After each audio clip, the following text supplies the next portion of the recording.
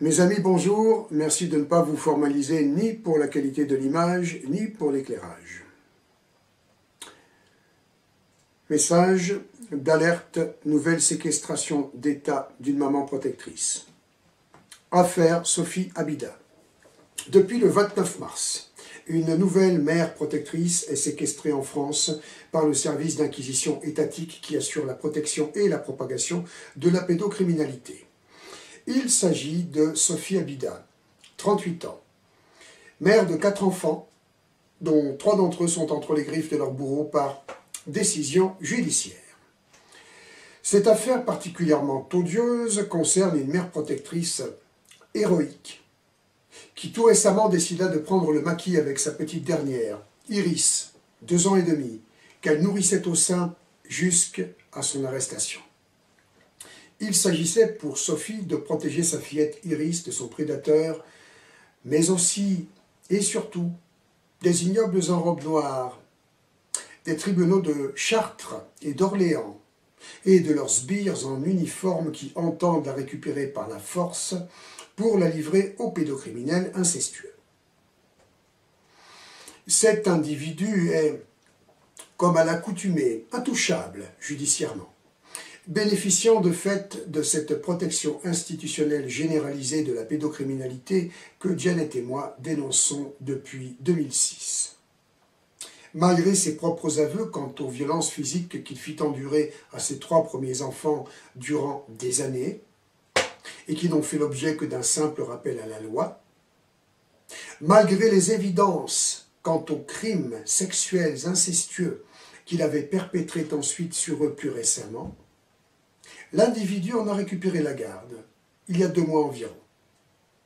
Iris, la petite dernière, devait donc subir le même sort et a été, jusqu'ici, sauvée in extremis par le courage héroïque de sa maman.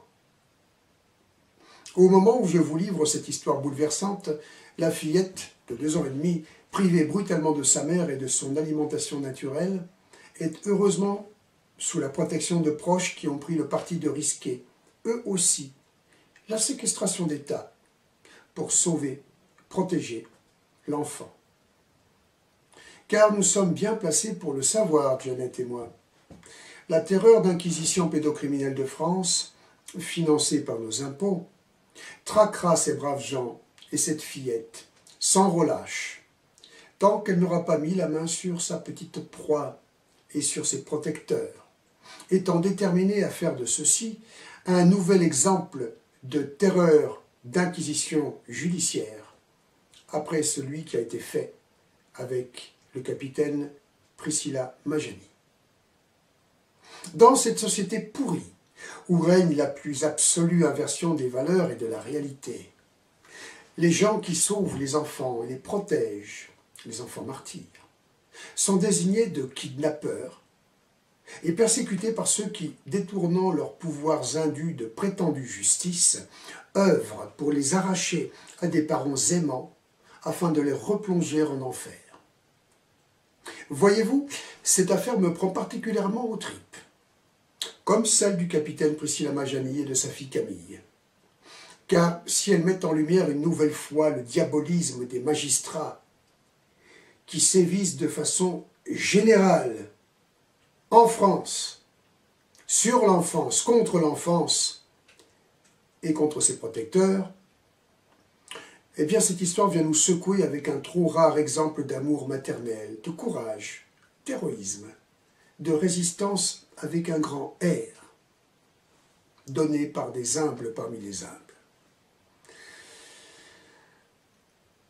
Avant de passer à la narration résumée de cette nouvelle histoire bouleversante de terreur d'État sur fond de protection du viol de l'enfant, voici un court extrait vidéo qui illustre bien l'affaire et vous mettra dans l'ambiance.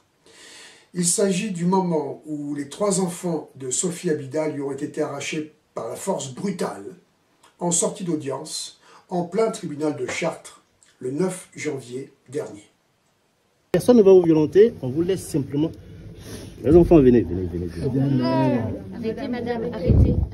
Alors arrêtez de les traumatiser, je vais arrêter. On ne les traumatise pas, c'est Parce vous que sinon, qui c'est faire un êtes en scandale. train de faire ça, madame. Hein? Il faudrait aider madame à partir et que monsieur puisse récupérer les enfants. C'est une décision de On ne justice va qui a été pas rendue prendre les enfants de force dans vos mains, madame. Hein? Madame doit s'en aller, les enfants doivent repartir avec la Oui. Filmer, c'est que ça va pas arranger quelque chose. Oui, c'est trouver une solution calme pour les enfants. Là où vous êtes, ils sont en train de pleurer. Je suis en train de pleurer parce que je veux pas aller avec papa. C'est tout. Tu vas avec papa pour l'instant et après tu vas retrouver maman. Il y a une décision qui est prise. Non. Si. Bon.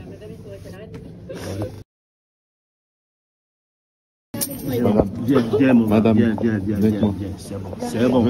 Voilà comment on arrache les enfants victimes de violence. Voilà comment on arrache les enfants victimes de violence. Voilà, violence et viol. Non. Arrêtez de filmer, s'il vous plaît. Allez, viens. Allez-y. Allez-y. Allez-y. Allez-y. Allez-y, monsieur. Allez-y. Allez-y, monsieur. Allez-y. Allez-y. Allez-y. Allez-y. Allez-y. Frappez. Allez-y. Allez-y. Allez-y. On n'en est pas là. Allez-y. On n'en est pas là. Arrêtez, sinon je vous fais un outrage. Une rébellion, d'accord? Non, je suis pas en rébellion. Non, mais vous faites quoi? Eh ben nous, on a une décision de justice, madame. Arrêtez, s'il vous plaît. Attention, vous allez tomber. Voilà mes enfants victimes de viol et de violence. J'ai fait écouter les audios à tout le monde. J'ai fait écouter les audios à tout le monde. Voilà. Ramassez-moi. Je ne peux pas dire au revoir à mes enfants. Je ne peux pas les embrasser. Ils retournent chez leur bourreau de père violent et incestueux. J'ai fait écouter devant tout le monde, ici-bas, tous les enregistrements d'inceste et de viol. Je ne peux pas dire au revoir à mes enfants. Alors le moment est venu de mettre un prénom sur ces 3 enfants martyrs, victimes de l'inquisition pédocriminelle d'État qui ronge notre société et détruit l'enfance de France en l'occurrence, de façon organisée, méthodique et écrasante. Il s'agit de la petite Jade, 5 ans, de son frère Naël, 6 ans, qui nous flingue avec son regard désespéré et son cri de détresse. Et du courageux petit gars, Eden, 9 ans. Je dédie donc ce petit dossier vidéo à cette maman résistante, ainsi qu'à celles et ceux qui, méritant cette même appellation de résistants avec un grand R, osent protéger Iris en ce moment en acceptant d'être traqués comme des bêtes par des misérables en uniforme qui, alors qu'ils avaient signé pour protéger les plus vulnérables, auront quant à eux préféré trahir et vendre leur âme au diable, histoire de préserver leur plan de carrière de policiers ou de gendarmes. D'ailleurs, en passant, je tiens à braquer les projecteurs sur les policiers du commissariat de Chartres, qui, à l'occasion de la pseudo-garde à vue de Sophie Abida, après son arrestation, se sont surpassés sur le thème de l'odieux et qui couvrent de honte toute leur corporation. Si, à la dite corporation, il pouvait encore rester un tant soit peu d'honneur. Nous reviendrons sur cet épisode en détail à la fin du résumé de l'historique de l'affaire que je vous offre. Résumé de l'affaire. Acte 1. La lente descente aux enfers. C'est en 2013 que Sophie Abida, française d'origine marocaine, a rencontré l'énergumène détraqué en objet. Elle était à cette époque hôtesse d'accueil, lui, ingénieur chez Renault. Le couple, installé à Saint-Ville, non loin de Chartres, a eu 2 premiers enfants avant de se marier, lesquels furent victimes de violences physiques répétées de leur géniteur. Sophie constata que son mari était frustré, complexé, en raison de l'emprise que sa propre mère avait sur lui et avec laquelle il entretiendrait de curieuses relations. C'est ainsi que, par la violence physique sur ses propres enfants, il compensait ses frustrations et son manque d'autorité sur eux. Quant aux parents du dit personnage, ceux-ci refusaient carrément de recevoir les enfants à leur domicile. Alors, au fur et à mesure des violences, ces violences sur les 2 premiers enfants devenaient fréquentes. Sophie espéra de trop longues années pouvoir changer son mari et eut avec lui 2 autres enfants, ce qui ne fit qu'aggraver la situation. Jade, la 3e enfant du couple, fit également objet des crises de nerfs de son géniteur, lesquelles furent enregistrées quelquefois en audio par Sophie.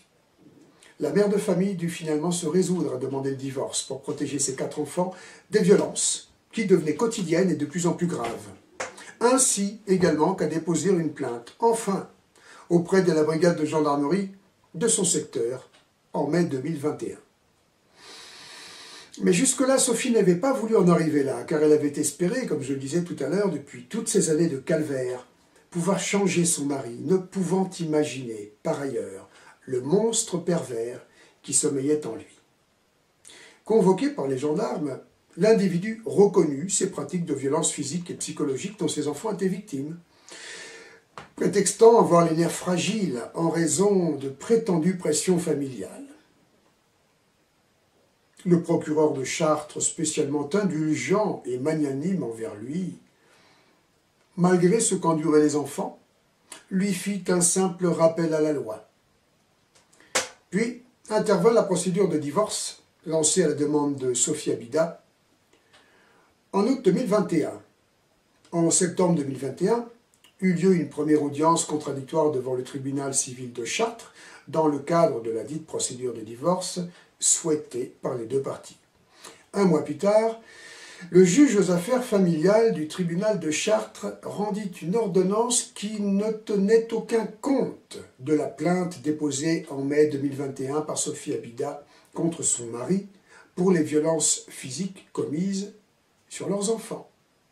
Ce juge estimait que l'individu ayant reconnu les faits et s'étant engagé à ne plus les réitérer, celui-ci pouvait bénéficier d'un droit de garde alterné. Petit arrêt sur image.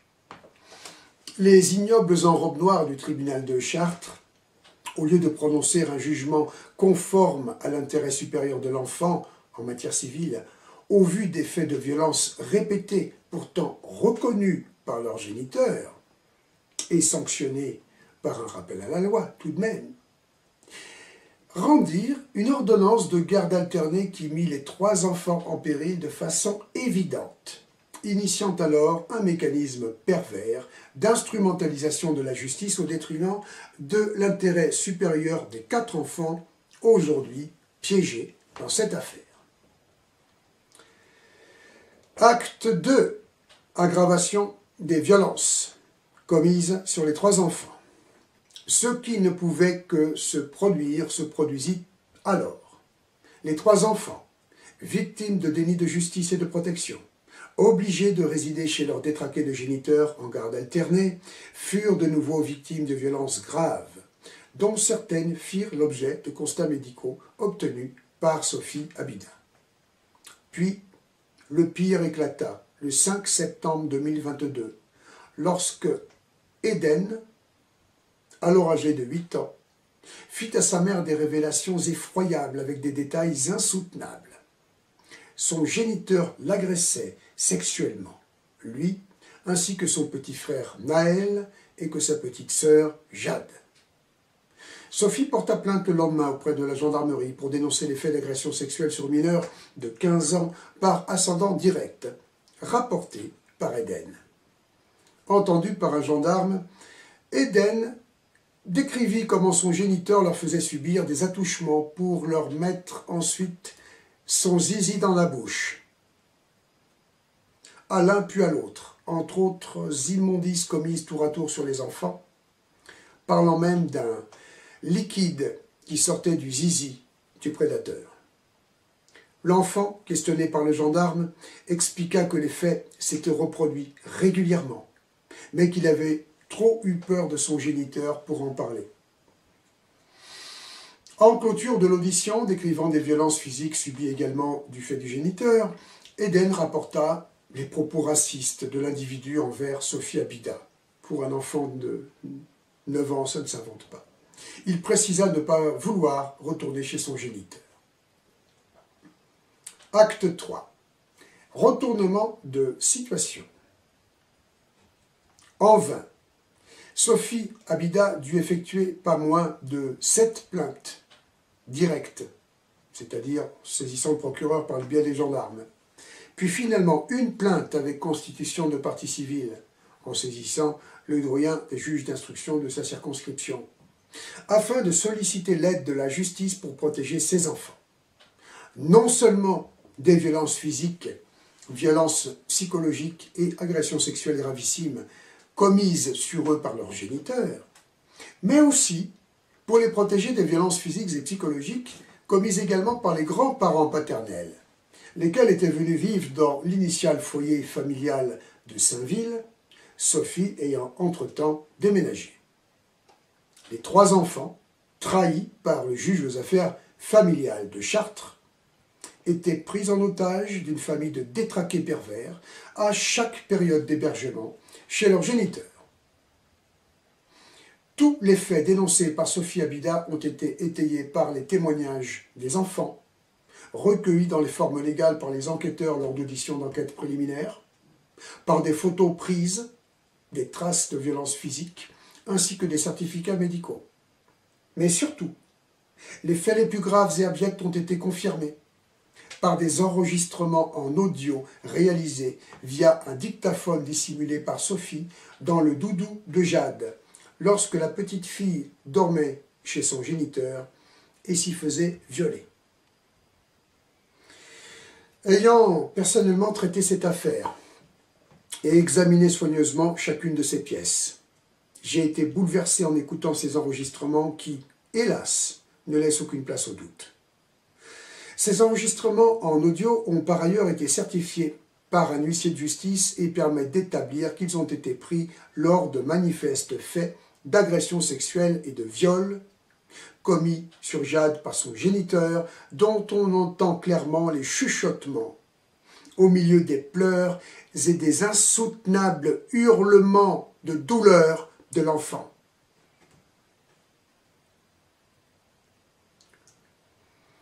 Comme vous vous en doutez, non seulement les prétendus acteurs judiciaires saisis n'ont pas donné la moindre suite à cette affaire de viol et agression sexuelle sur plusieurs mineurs de 15 ans par ascendant direct, mais ceux-ci ont retourné les moyens judiciaires contre la mère protectrice et ses 3 enfants martyrs, en faisant leur outil de terreur d'inquisition pro-pédocriminelle. C'est donc le 9 janvier 2023 que le fameux prétendu juge aux affaires familiales du tribunal de Chartres a rendu son jugement en matière civile qui retire la garde des 4 enfants à leur mère, ne lui accordant plus qu'un droit de visite médiatisé et qui attribue leur garde à leur bourreau.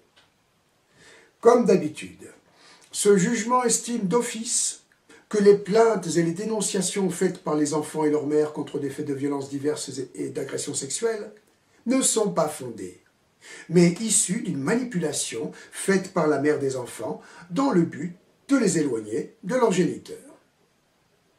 Bien sûr, Sophie Abida déclara immédiatement faire appel de cette décision en entendant l'ahurissant jugement. Cependant, celui-ci intervenant en matière civile, le recours de l'appel ne le suspendait pas, si bien qu'à l'issue de l'audience, Eden, Naël et Jade ont été arrachés par la force brutale à Sophie Abida par les agents de sécurité du tribunal de Chartres en ce jour funeste du 9 janvier 2023. Acte 4, derniers événements. Après cet épisode tragique et odieux, Sophie Abida était dans le désespoir le plus absolu, effondrée en sachant ce à quoi Eden, Naël et Jade étaient condamnés. Elle devait cependant tenir le coup pour protéger Iris d'un sort identique, vu que les ignobles en robe noire avaient évidemment décidé que la petite dernière devait également être kidnappée à sa mère pour être livrée au détraqué intouchable. Sophie avait immédiatement pris sa décision en fonction de cette menace de pure terreur d'État pesant maintenant sur sa fillette. Quoi qu'il puisse lui en coûter, jamais elle ne livrerait Iris aux ignobles enrobes noires. La mère protectrice quitta alors son domicile dans une cavale sans issue avec sa fillette, après avoir publié sur les réseaux sociaux un ultime appel à l'aide poignant. Bonjour à tous et à toutes. C'est une vidéo que je pensais jamais faire de ma vie. Mais voilà, j'en suis là à la faire. Donc, je vous demande une mobilisation, s'il vous plaît. Si vous êtes une association, de diffuser cette vidéo en toute urgence. Mon bébé de 2 ans qui n'a pas pu assister à l'audience du juge des enfants lundi 13 février, puisqu'elle était dispensée, puisqu'elle a 2 ans. Donc, elle n'était pas présente. Elle n'a pas pu être arrachée, comme mes 3 autres enfants ont été arrachés. Aujourd'hui, je suis menacée de rendre mon bébé, que je précise à 2 ans, toujours allaité. Elle n'a jamais été chez son père pour des droits de visite ou d'hébergement. Elle ne le connaît pas. Je précise ce père qui a été condamné pour des faits de violence et de maltraitance sur les enfants. Il a reconnu les faits et a promis devant le procureur de ne pas réitérer les faits, chose qu'il a continué de faire évidemment. Aujourd'hui, ma fille, mon bébé, est menacée d'être arrachée, elle aussi, peu importe qu'elle ne connaisse pas son père, qu'elle soit toujours allaitée. Alors effectivement, je m'y oppose, tout simplement parce que c'est quelqu'un qui a aussi eu des violences sexuelles envers mes 3 aînés et qui serait capable de réitérer les faits sur un bébé de 2 ans qui ne sait pas encore très bien parler. J'ai très peur, j'ai très peur pour ma fille. S'il vous plaît, aidez-moi à arrêter tout ça, aidez-moi à dénoncer tous ces crimes et toute cette complicité que les juges, les magistrats, que toute la justice française ne sait pas. Elle ne sait pas protéger nos enfants. J'ai demandé une suspension des droits du père. J'ai demandé des droits réservés. J'ai demandé à ce que le père voie les enfants en visite médiatisée. Et finalement, rien n'a été tenu et pris en compte. C'est moi qu'on incrimine comme une criminelle. C'est moi qui ai interdit de voir mes enfants du jour au lendemain. Et c'est moi qui deviens l'agresseur finalement. Alors s'il vous plaît, c'est un appel à l'aide, au secours. Depuis le maquis, Sophie prit contact avec nous, qui sommes exilés en Suisse dernièrement afin de reprendre concrètement la lutte pour la cause des enfants martyrs. J'ai eu plusieurs échanges par téléphone avec elle à l'occasion desquels je l'invitais expressément à nous rejoindre en Suisse avec sa fillette, de toute urgence, afin que nous organisions leur mise sous protection avec différents axes de contre-mesure à cette terreur d'inquisition. Je lui ai précisé qu'elle était couverte par le droit, agissant en parfait état de nécessité, tout comme nous si nous avions pu les recevoir. Quoi que puissent déclarer, quoi que puissent faire ceux qui la persécutent. Je tiens à attirer votre attention à toutes et à tous que cette situation d'état de nécessité prévue par l'article 122.7 du Code pénal est déclenchée non pas par les probables et quasi avérés faits de viol commis sur les enfants, mais par les multiples violations du droit et des textes internationaux en matière de droits de l'homme et de protection de l'enfance, commises ici par les prétendus acteurs judiciaires.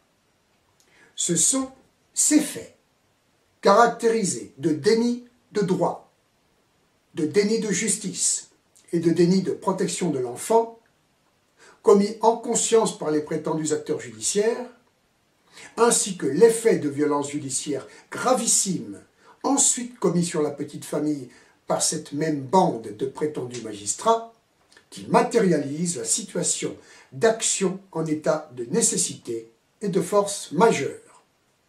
Le parent protecteur n'ayant plus d'autre recours que celui, certes extrême, de la prise de maquis avec l'enfant à protéger.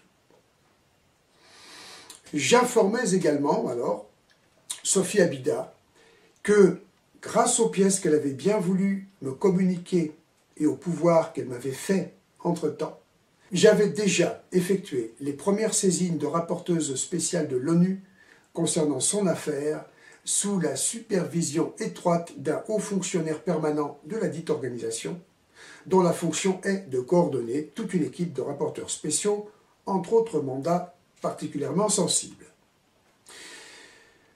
J'en profite pour préciser que notre angle d'attaque dans le cadre de cette extraordinaire collaboration avec ce haut fonctionnaire de l'ONU consiste précisément à faire établir, par les différents rapporteurs spéciaux saisis, ainsi que par le groupe de travail sur la détention arbitraire, quelquefois saisi et en l'occurrence saisi pour le dossier de Sophie Abida, les violations du droit international et des textes de la Déclaration universelle des droits de l'homme.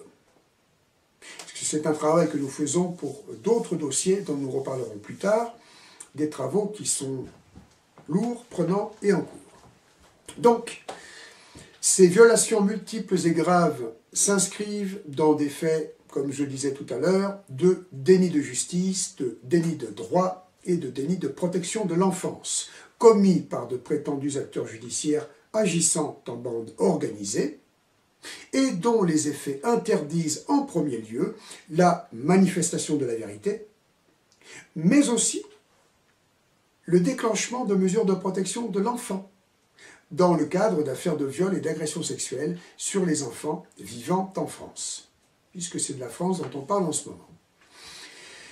Ce mécanisme qui s'inscrit dans une politique machiavélique et qui est formellement démontable, crée, de fait, le contexte de l'action en état de nécessité, alors ultime recours de tout parent protecteur cherchant à protéger son enfant du pire.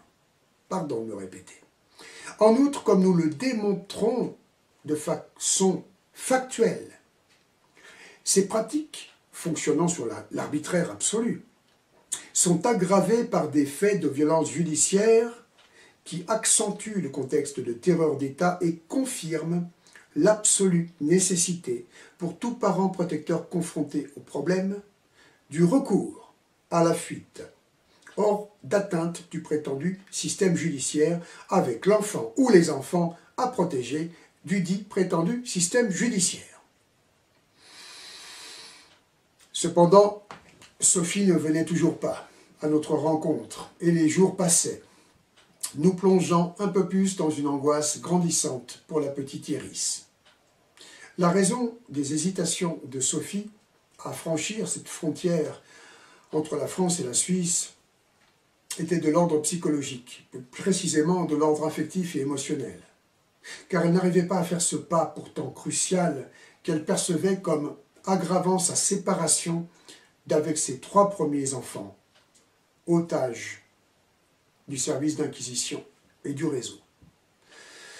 En outre, une échéance approchait et dont, hélas, elle ne nous parla pas.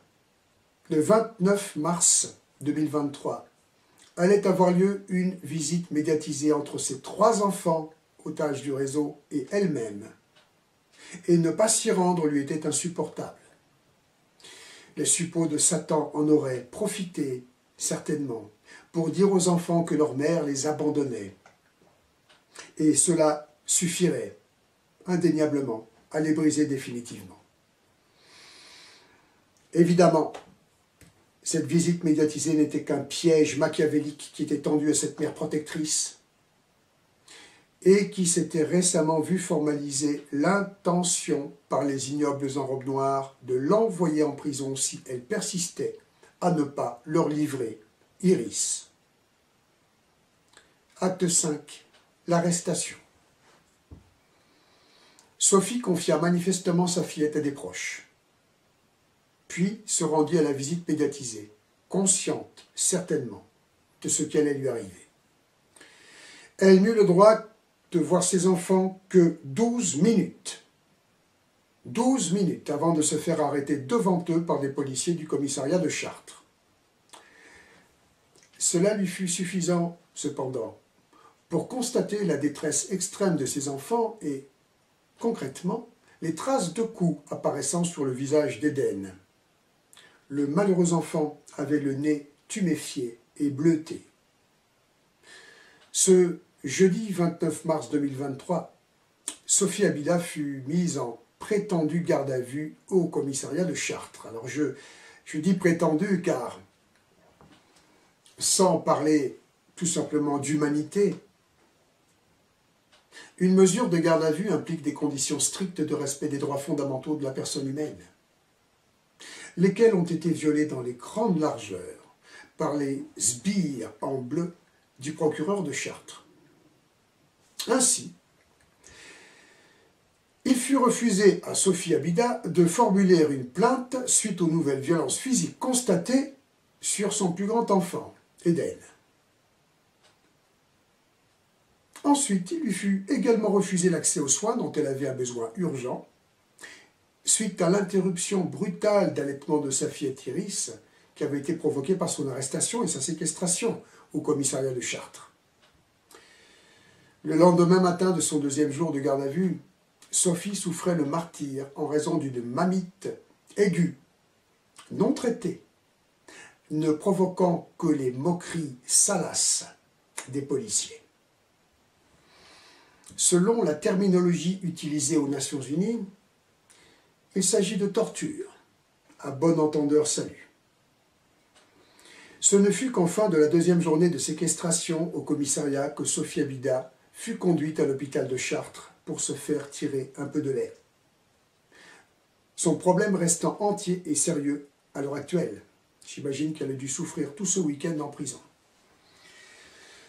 Enfin, pour couronner le tout, il fut carrément refusé à Sophie Abida le droit d'être assistée de son avocate au deuxième jour de sa séquestration lors des interrogatoires de police, alors que son avocate était venue depuis Paris pour être aux côtés de sa cliente à ces occasions. Il s'agit évidemment d'une violation flagrante des textes de la Déclaration universelle des droits de l'homme, qui est l'angle d'attaque principal des Nations Unies, ainsi que des textes de droit français en matière des droits de la défense. C'est d'ailleurs par le biais de cette courageuse avocate qui s'est de son côté vu refuser le droit d'assister sa cliente au commissariat de Chartres, que nous avons eu ces détails odieux via un rapport de fait qu'elle a rédigé sur le champ et eu la grande gentillesse de nous communiquer.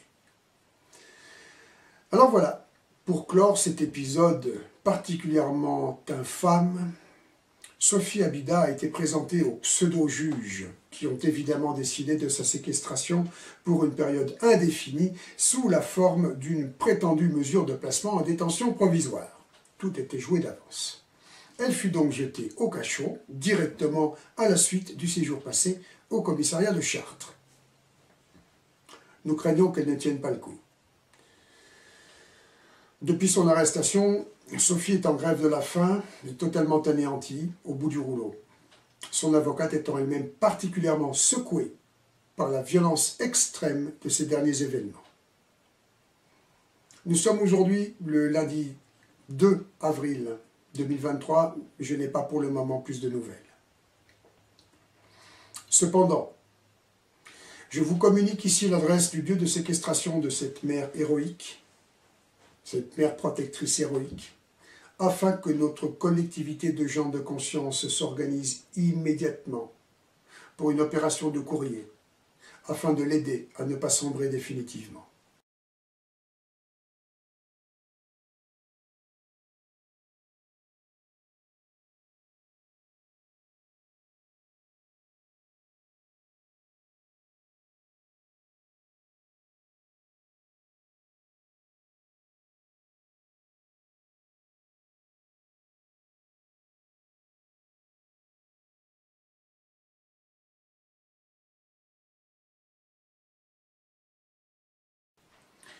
Merci de votre mobilisation extraordinaire.